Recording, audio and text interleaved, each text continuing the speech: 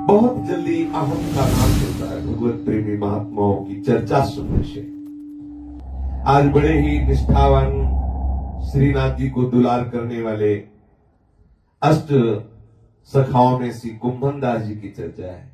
श्री कुंभन दास जी का प्रादुर्भाव गिरिराज जी की तलहटी के समीप ही जमुनावती ग्राम में विक्रम संवत 1525 में कार्तिक कृष्ण पक्ष एकादशी को हुआ था। ऐसा कथन है समाज में कि कुंभ संक्रांति के पुण्य पर्व पर तीर्थ यात्रा के समय एक महात्मा ने आपके पिता को कहा था कि जाओ तुम्हारे पुत्र होगा।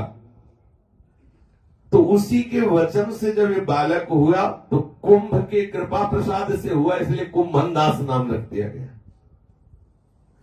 बाल्यकाल से ही इनकी बड़ी सात्विक प्रकृति थी, शांत, सदैव भगवत चिंतन करना, चंचलता रहे, स्वभाव एकदम गंभीर, ऐसा।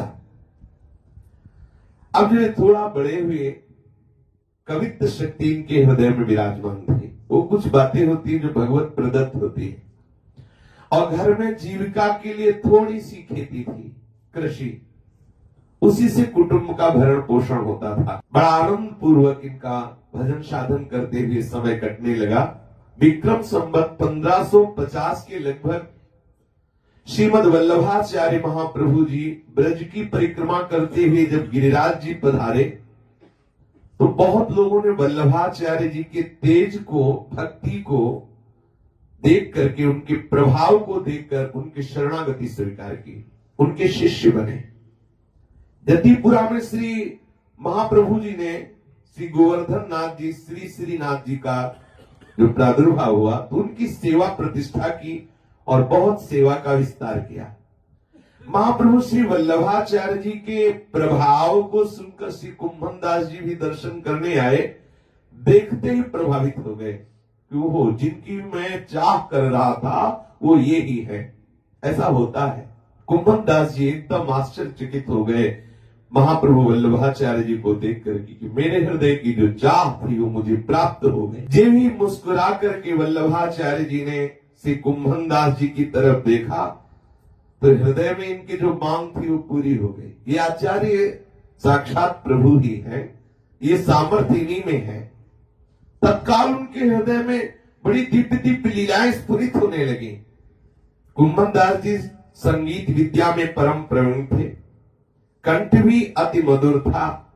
अतः श्रीमद वल्लभाचार्य महाप्रभु ने आपको श्री श्रीनाथ जी के समीप ले गए और कहा इनको पद सुनाओ और नित्य इनकी कीर्तन सेवा मैं तुम्हें प्रदान करता हूं। पद कीर्तन सेवा, रोज आकर समय से श्री श्रीनाथ जी को पद सुनाया करो।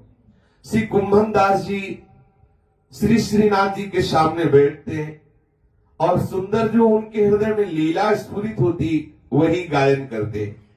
देखते श्रीनाथ जी की शोभा। श्री महाप्रभु जी कुंभन दास जी के पद सुनकर बहुत प्रसन्न हुए। गुरु को प्रसन्न देखकर कुंभन दास जी अपने को कृतार्थ मान रहे।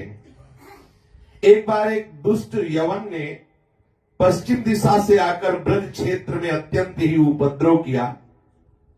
वो प्राय मंदिरों को ही लूटता और मूर्तियों को तोड़ता फोड़ता था। अब वो दुष्ट यवन ब्रज में प्रवेश किया, मंदिरों को तोड़ना, मूर्तियों को तोड़ना, लूट लेना। जब ये बात यहां श्री श्रीनाथ जी के परिकर को सुनने को मिली कि यवन की पूरी सेना आ रही है, मंदिरों को तोड़ा फोड़ा जा रहा है, ठाकुर की भी छवि को तोड़ा जा रहा है, सब लूट लेते हैं वो लोग, और गिरिराज जी की तरफ वो सेना आ रही है। जब 5 कोस दूर ही ये यवन लोगों का पड़ाव पड़ा तो श्री श्रीनाथ जी की सेवा में सद्दू पांडे, श्री मानिक चंद जी, श्री रामदास जी भितरिया, श्री कुंभन दास जी ये रहते थे। ये सभी सेवाधिकारी जन आपस में विचार विमर्श करने लगे कि अब क्या किया जाए। तो बोले कि श्रीनाथ जी से पूछ लिया जाए कि क्या किया जाए। तो श्रीनाथ जी से पूछा अब क्या किया जाए। मलेच्छ छाया सेना से, बोले हमको लेके भाग चलो, हमको लेके भाग चलो। देखो ये दुलारे प्यारे लाल जो है ना, कोई भगवान तो है नहीं कि चिंता मत करो सुदर्शन चक्र से हम नष्ट कर देंगे, नहीं, क्योंकि लाल है ना। पुष्टि मार्ग में यशोदा भाव से दुलार करते हैं आचार्य चरण, और सखा भाव से ये महापुरुष जन दुलार करते हैं।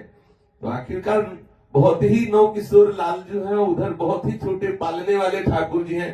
ठाकुर जी बोले हमें टोड़ को घनो अर्थात बहुत निर्जल स्थल वहां ले चलो। सद्दू पांडे जी ने कहा तुरंत में तो डोली मंगाना और ये सब मुश्किल ही पड़ेगा, एक भैंसा ले आओ। एक भैंसा लाया गया, उस पर सुंदर बिछौना बिछा के और श्रीनाथ जी को विराजमान किया गया भैंसे पर, और भागे श्रीनाथ जी भैंसे पे चढ़ के। आसपास से 2-4 सेवक कुछ भोग की सामग्री लेके भाग चले। वहां कोई भी नहीं पहुंच सकेगा, ऐसे जंगल में ले चलो। ठाकुर जी ने प्रेरित किया, भैंसे पे आरूढ़ हुए श्रीनाथ जी महाराज। शायद कभी ना बैठे हो तो बैठने की चाव बड़ी हो, इसीलिए ऐसी लीला की। अब चारों सेवाधिकारी पैदल दौड़ते हैं आसपास चारों भैंसे के, और बीच में श्रीनाथ जी को बैठा ले और पास में सेवा सामग्री लिए है। अब श्रीनाथ जी तो भैंसे में बैठे, इसलिए कांटा लगने की कोई समस्या नहीं, झाड़ी हो ये सब नहीं। और वहां जो चारों सेवक थे ना, सबके कपड़े नीचे पट रहे हैं, पैरों में सब त्वचा में कांटे गड़ रहे हैं, लेकिन श्रीनाथ जी को कष्ट न हो, ऐसे श्रीनाथ जी को किसी का दर्शन भी ना हो जाए जिससे कोई बता न दे मिलेच्छों को कि इधर श्रीनाथ जी गए हैं। एकमात्र वही भक्तजन केवल दुलार करते हुए जंगल के रास्ते से श्रीनाथ जी को ले गए। भैंसे पे सवार श्रीनाथ जी को तो कोई कष्ट हुआ नहीं, जगह जगह पे थोड़ा भोग लगा देते, चक्क पाते, परंतु सेवकों के सब कपड़े फट गए, उनके पैरों में बहुत झाड़ियां उलझ गई, बहुत से कांटे लग गए। अब निर्दिष्ट स्थान पर जहां ठाकुर जी ने कहा था वहां पहुंचे, एक सुंदर चबूतरे पर थोड़ा वस्त्र बिछाया, श्रीनाथ जी को भैंसे से उतार कर विराजमान किया। कहा कि देखो भोग तो इतना ही है, और कई दिन लगाना पड़े यही भोग है, तो थोड़ा भोग पालो। ठाकुर जी ने कहा नहीं, संपूर्ण भोग रखो, हमें भूख लगी। बोले फिर आगे के लिए व्यवस्था नहीं है ना, इतना ही भोग है, थोड़ा थोड़ा पालो। बोले नहीं, पूरा भोग लगाओ। कहा जय जय भोग, अब देख लो भी यही बाल भोग है, यही राज भोग है, यही बयारू है, अब आप देख लो। बोले नहीं, सब इकट्ठे रखो, एक बार में ही रखो। फिर ठाकुर जी ने कहा संपूर्ण सामग्री का भोग लगाओ, बाद की बाद में देखा जाएगा, अभी हमें भूख लगी है। सेवाधिकारियों ने कहा जैसी आपकी आज्ञा। ठाकुर जी के सामने भोग रखा गया।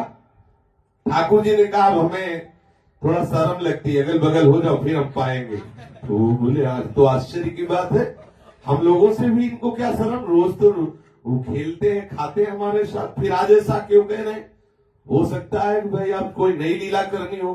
तो छुप गए लताओं के आसपास, इतने में बैठ के चुपचाप देख ही रहे थे कि देखा श्री लाडली जी पधार रहे। श्री जी बोले अच्छा इसलिए कह रहे थे मुझे शर्म लग रही है, तुम छुप जाओ। हाँ, और श्री जी महाराज पधारी, और बहुत से सुंदर व्यंजन जो ठाकुर जी के सामने दोनों मिलकर चख पाए। बोले अच्छा इसीलिए सब भोग पधराने के लिए आदेश किया कि बाद में देखा जाएगा। ठाकुर जी अपने करकमल से श्री जी को पवारे, श्री जी अपने करकमल से ठाकुर जी को पवारे, और ये सखागण छुपकर लताओं से देख रहे। कुंभन दास जी को अंदर ही अंदर बड़ी झुंझलाहट लग रही है, इसीलिए कह रहे थे कि चलो वहां एकांत जंगल में चलो। हमारे तो यहाँ पैर फट गए, कपड़े फट गए, और आप श्री जी के साथ चक भोग पा रहे, इसीलिए इधर हमें भगवा के लाए। जब भोग पा लिए श्री जी और लालजू, तो लालजू ने श्री जी से कहा आप गुप्त हो जाइए। अब ये सखा आए तो बोले पद सुनाओ, भोग पाने के बाद पद सुनाओ। तो ये पद सुनाया कि लालजू अब मुझे पता चला कि ये टोड़ को घना जंगल आपको काहे को प्यारा लगा, श्री जी से मिलना था इसलिए ना।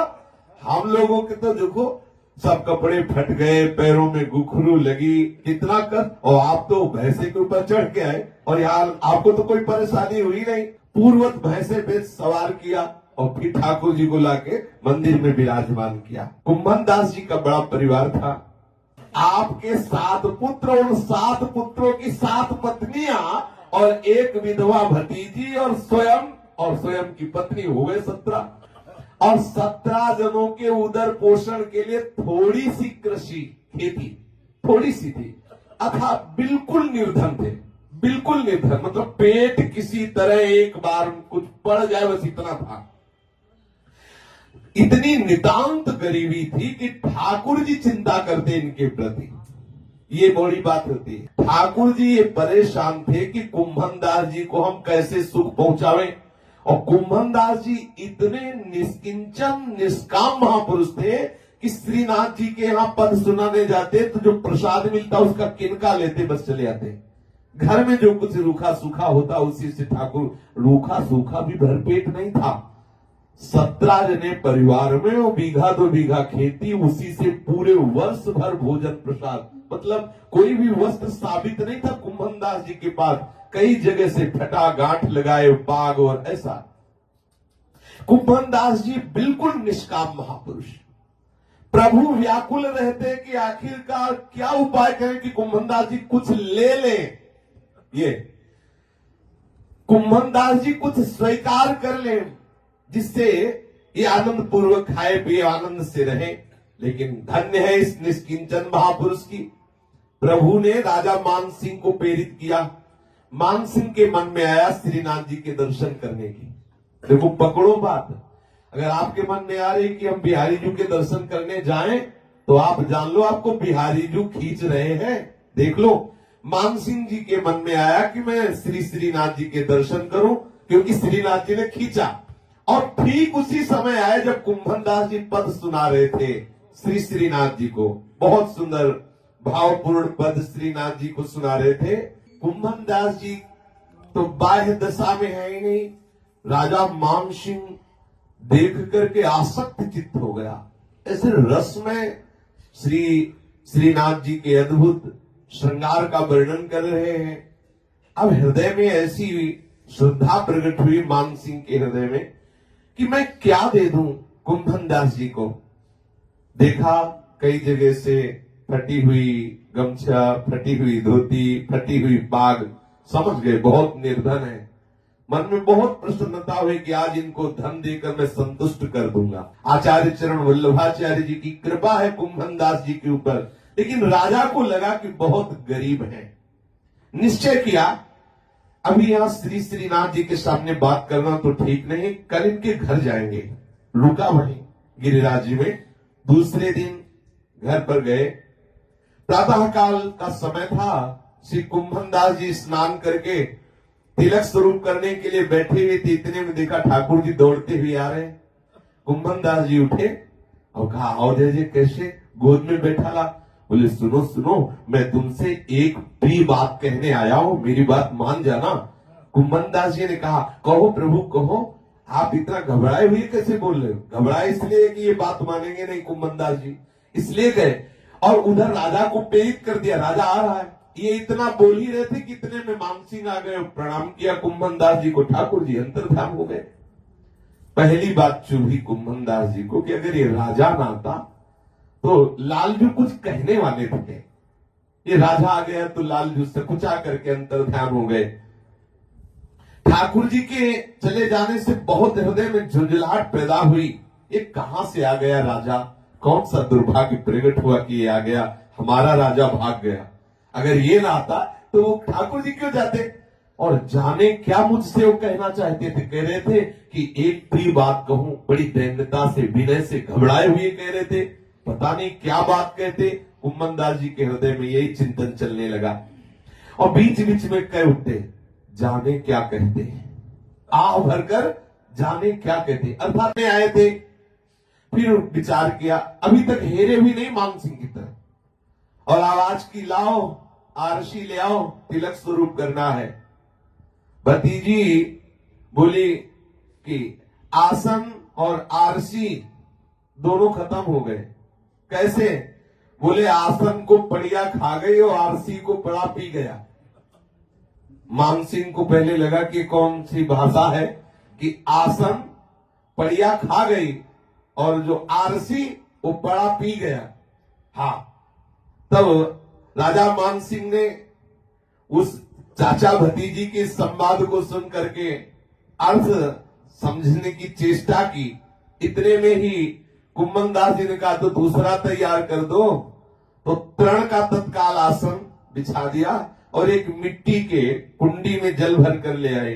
समझ गए कि इतनी गरीबी है कि ठीक आसन नहीं है और दर्पण देखने के लिए, तिलक लगाने के लिए भी नहीं है।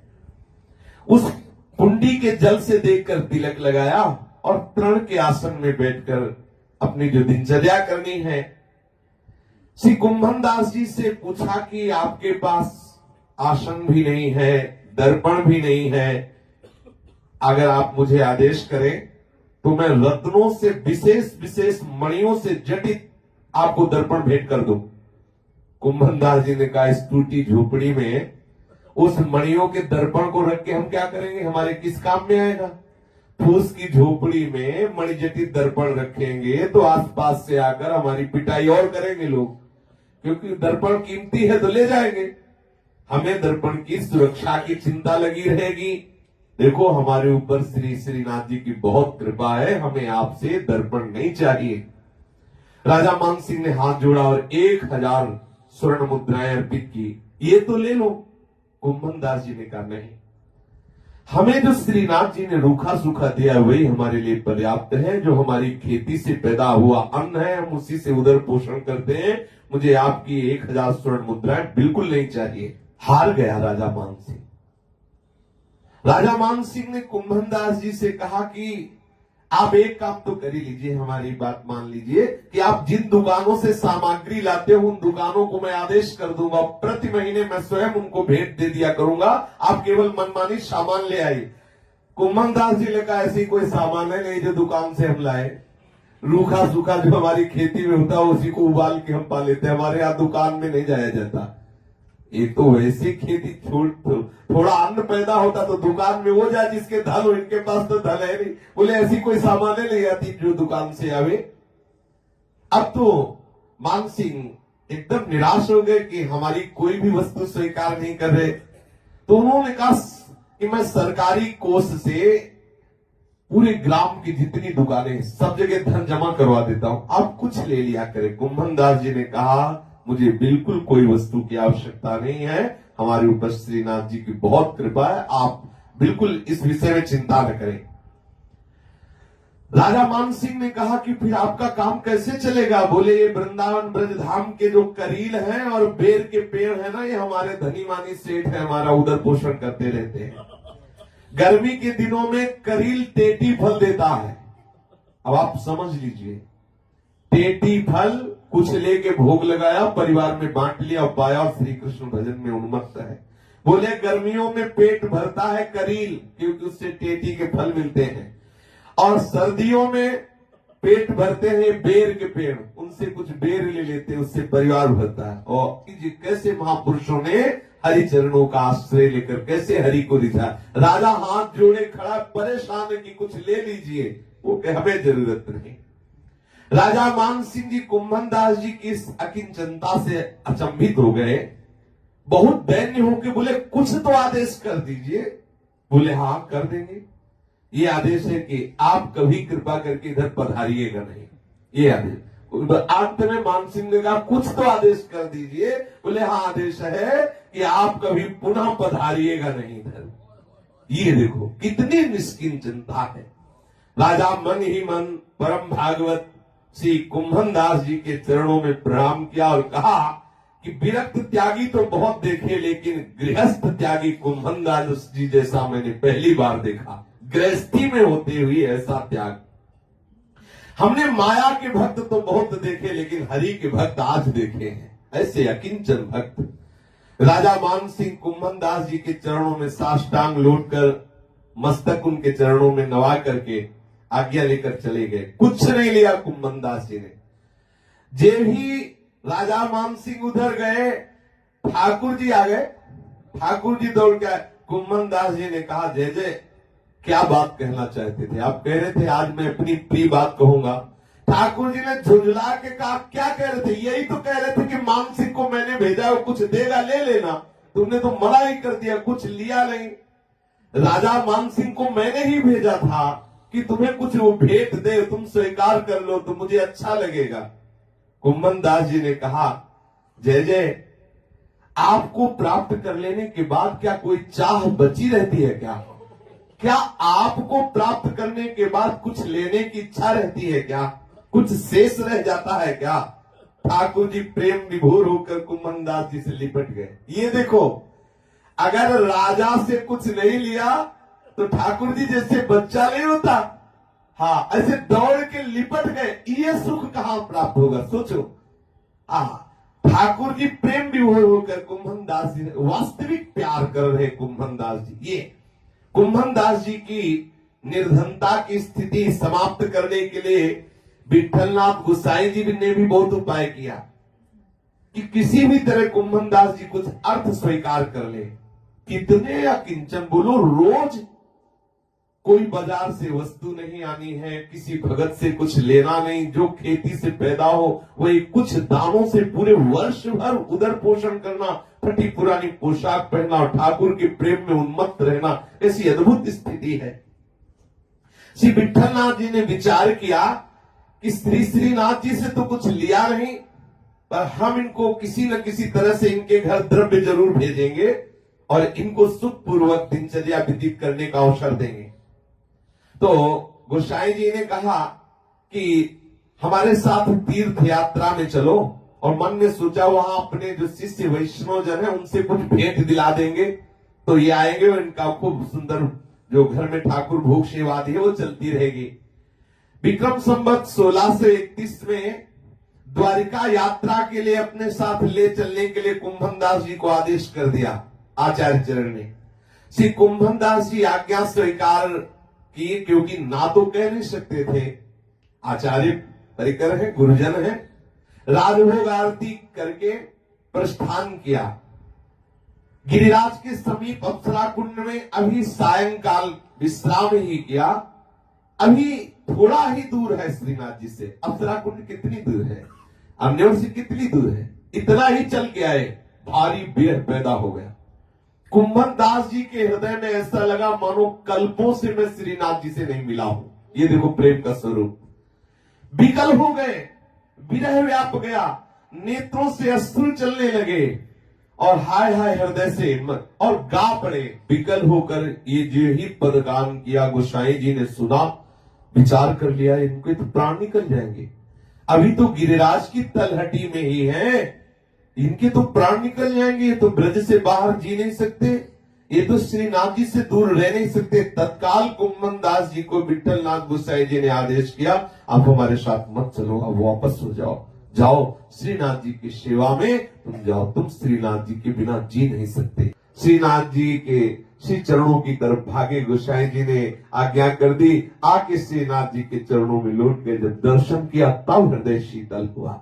एक बार श्री विठलनाथ गोसाई जी के पुत्र श्री गोकुलनाथ जी एवं श्री बालकृष्ण जी ने कुंभन दास जी से कहा कि आप श्री ठाकुर नवनीत प्री जी के दर्शन करने के लिए गोकुल चले। इतनी आसक्ति श्रीनाथ जी में थी कि गोकुल चलने की बात में भी हृदय उनका लगा कि श्रीनाथ जी को छोड़कर, बलिहारी है ऐसी आसक्ति। तो अब संकोचवश ये गुरुजन परिवार है तो कह सकते नहीं, अस्वीकार तो नहीं किया, परंतु प्रातः काल से शयन काल पर्यंत श्री श्रीनाथ जी की सेवा करने के बाद रात्रि में जाने की बात कही कि श्रीनाथ जी की पूरी सेवा करके हम रात्रि में जाएंगे और रात्रि में जाएंगे, उधर सुबह दर्शन करके फिर भाग आएंगे। तदनुसार आप रात्रि के समय श्री भगवत चर्चा करते हुए चले। आपको श्री यमुना के तट पर पहुंचते पहुंचते प्रातः काल हो गया। संयोग की बात, उस दिन श्री विठलनाथ जी प्रातः काल ही नौका द्वारा श्री गोकुल से यमुना के इस पार आए हुए थे। प्रातः काल श्री गोसाई जी का दर्शन पाकर कुंभन दास जी अति आनंदित हुए। फिर इनको अकस्मात स्मरण आया कि इस समय तो मैं श्री श्रीनाथ जी को जागरण का पद सुनाता था, तब वो जगते थे और मैं यहां हूं तो जगेंगे कैसे। ये भाव आते ही तत्काल भाग पड़े, न प्रणाम न नमस्कार। आचार्य वंशजों को भाग पड़े, जैसे अपने बच्चे की याद आते ही, बछड़े की याद आती ही गाय भाग पड़ती है, ऐसे ही कुंभन दास जी भागे। ये बात याद आने पर कि रात्रि में तो शयन करा के इधर आ गया, अब प्रातः काल तो तभी लालजू उठते हैं जब हम पद गायन करते हैं, तो लालजू को अपने पद सुनाया नहीं तो जगेंगे कैसे, भाग पड़े। अब ये अत्यंत व्याकुल हो रहे हैं। आपके साथ जितने लोग थे वो सब पीछे पीछे दौड़े, लेकिन थोड़ी दूर दौड़ पाए। ये तो प्रेमावेश में थे, एकदम वायु की तरह भाग रहे श्रीनाथ जी की तरफ। दौड़े दौड़े हाँफते हुए श्री गोवर्धन में आए और यहाँ के पूछा कि ठाकुर जी का मंगल उत्थापन हुआ? बोले नहीं, अभी ठाकुर जी सैर कर रहे हैं। आहा, अब उनको हृदय में शीतलता हुई। पूछा कि आज इतना समय हो गया, अभी ठाकुर जी जगे क्यों नहीं? तो उन्होंने कहा कि जो भीतरिया जी सेवा में थे, वो जब जब नहा धो के सेवा के लिए आते तो कोई न कोई आके इनको छू लेता, फिर आने चले जाते। इसी में उनको समय लगता रहा। अभी श्रीनाथ जी सैर ही कर रहे, ठाकुर जी जागृत नहीं हुए। श्री कुंभन दास जी गए और अत्यंत दुलार करके ठाकुर को पद सुनाया जागरण का, तब ठाकुर जी जागे। ये देखो प्रीति, अगर कुंभन दास जी के हृदय में इतनी प्रीति है तो ठाकुर जी के हृदय में भी ये जगे नहीं। जब तक कुंभन दास जी पद नहीं सुनाएंगे हम जगेंगे नहीं। इसी समय श्री विठलनाथ जी घोड़े पर आरूढ़ होकर श्री गोकुल से श्री गोवर्धन के लिए आ गए। इन्होंने पूछा कि पूजा में इतनी देरी सेवा में क्यों हो गई? पुजारी जी ने बताया कि महाराज आज ठाकुर जी ऐसी लीला कर रहे थे कि जब हम स्नान करके अपरस में सेवा करने जाते तो कोई न कोई ऐसा आ जाता और हमें छू लेता। 4-5 बार हो गया, अब नहा नहा के परेशान हैं। अभी अभी ठाकुर जी को उठाया है। इसका कारण श्री ठाकुर जी की सेवा में जो विलंब हुआ, क्योंकि ठाकुर जी ऐसी लीला करे। गोसाई जी समझ गए कि यहाँ स्नान वाली लीला नहीं थी, लीला थी कुंभन दास जी का पद सुनने की। ठाकुर जी आसक्त चित्त, जैसे कुंभन दास जी ऐसे आसक्त चित्त ठाकुर जी थे। एक बार श्री कुंभन दास जी पारासोली में अपने खेत पर थे। श्री ठाकुर जी श्री श्रीनाथ जी इनके साथ खेल रहे थे। इतने में मंदिर में उत्थापन का समय हुआ और कुंभन दास जी का सेवा था पद सुनाना उत्थापन की। तो कुंभन दास जी ने तुरंत चलने की चेष्टा की तो ठाकुर जी ने पूछा कहां जा रहे हो? चल कैसे रहे? कहां जा रहे हो? कुंभन दास जी ने कहा कि ठाकुर जी की उत्थापन के समय में हमें पद का गाने की सेवा है। तो बावरे हो, ठाकुर जी तो मैं हूं, मैं तो तुम्हारे साथ हूं, कि तुम्हें मंदिर में जाने की क्या जरूरत है? किसके दर्शन के लिए जा रहे हो? किसका उत्थापन कर? मेरे ही तो। कुंभन दास जी ने कहा ये बात आपकी तो ठीक है, आप हमसे प्यार करते हैं, हम पे कृपा करते हैं,